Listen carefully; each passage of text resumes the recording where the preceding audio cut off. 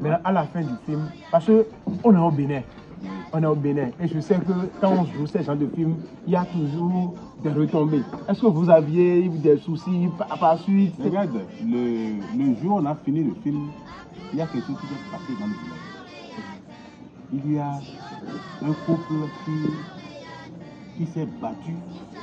Il y a eu une bagarre entre un homme et sa femme. Et ils se sont sacrifiés même.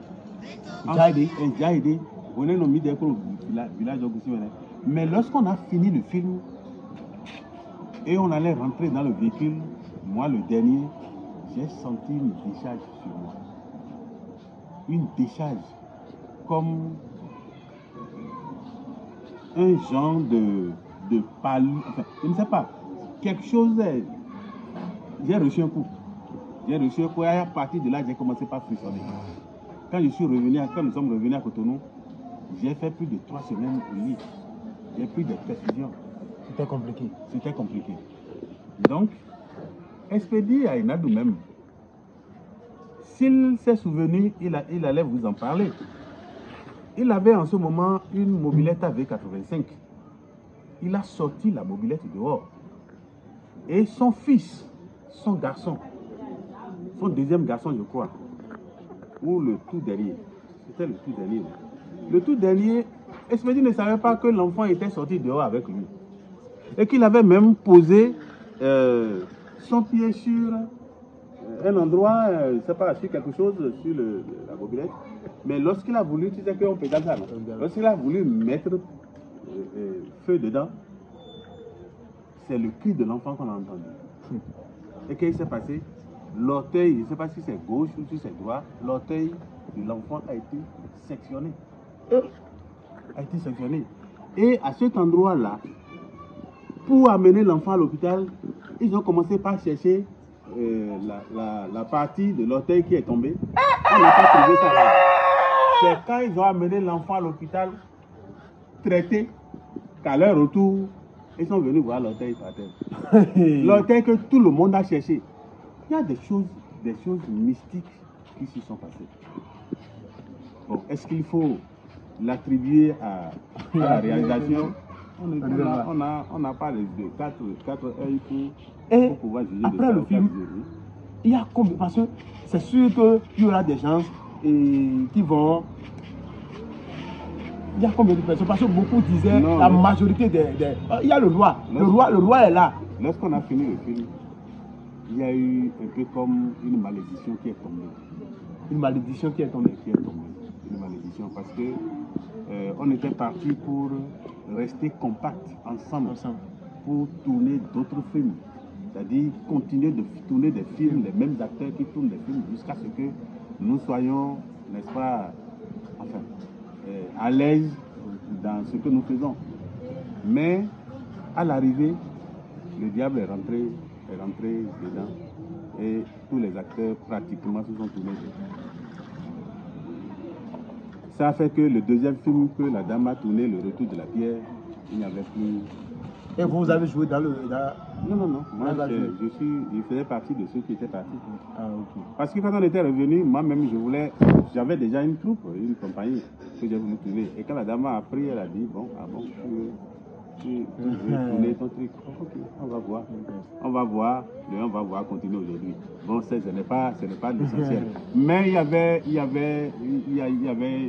une scission, il y avait une mésentente qui était entrée. Et maintenant, après le tournage et la réalisation, tout et tout, est-ce que, parce qu'il y aura la projection, est-ce que vous avez fait la projection ensemble, vous êtes unis ensemble pour faire la projection, ou bien c'est la partie là, parce que c'est au niveau de cette partie, vous allez plus bénéficier vendre des CD. Comment ça s'est passé? D'abord, c'était à un temps où la piraterie était forte. Évidemment. C'était à un temps où la piraterie était forte, les gens, tu sais, quand tu fais sortir un film, et tu vas faire le tournage au Nigeria. Le Nigeria est rempli de bandits. Même tous les techniciens qui étaient au Nigeria sont des bandits. Et quand tu vas là-bas pour dupliquer tes CD, eux, ils ont un circuit où d'autres Béninois se rendent là-bas et on leur duplique même ton film que tu as tourné. Et pendant que toi tu veux lancer ça à Cotonou, eux ils sont en train de lancer ça peut-être à Parakou ou à Djougou. Et avant que tu n'ailles là-bas, Le marché est déjà saturé. Bon, ici, on est même allé jusqu'à attraper des faussaires. On a attrapé des faussaires avec le bibédra. Donc, il y avait tout ça là en ce temps-là. Cependant, même si c'est la piraterie, ça marchait. Le film était vendu comme des morceaux de sucre, ou de pain. D'accord? Mais les acteurs n'ont pas bénéficié de ça. Et qui est-ce qui a bien bénéficié de ça? Mais celui qui a bénéficié de ça ne peut être que celle qui a tourné son film. Regarde, elle seule, elle est réalisatrice, elle est scénariste, elle est productrice, elle est... Hein? Droit d'auteur, tout ça là, c'est elle, non? Ah, bon, qu'est-ce qu'elle a fait dans le temps? Et tout ce que moi j'ai gagné dans ce film, c'est 25 000. Dans Yatin? 25 000 francs CFA. S'il vous plaît, cette partie, vous pouvez reprendre ça. Je dis, tout ce que j'ai gagné dans ce film comme émolument, c'est 25 000 francs. Dans quel film? Le film Yatin. On parle de Yatin, non? Hein? C'est 25 000 francs. Autant que nous sommes, tous ont été payés à 25 000, 25 000. C'est 25 000, 25 000, point barre. Et on aurait appris, et les Ivoiriens, est-ce que vous avez fait des projections en Côte d'Ivoire, au Togo? Est-ce que vous avez, là, ils ont fait des projections partout, mais nous, on n'était pas partis. Sinon, les Ivoiriens allaient nous connaître en tant que acteurs de film Yatin.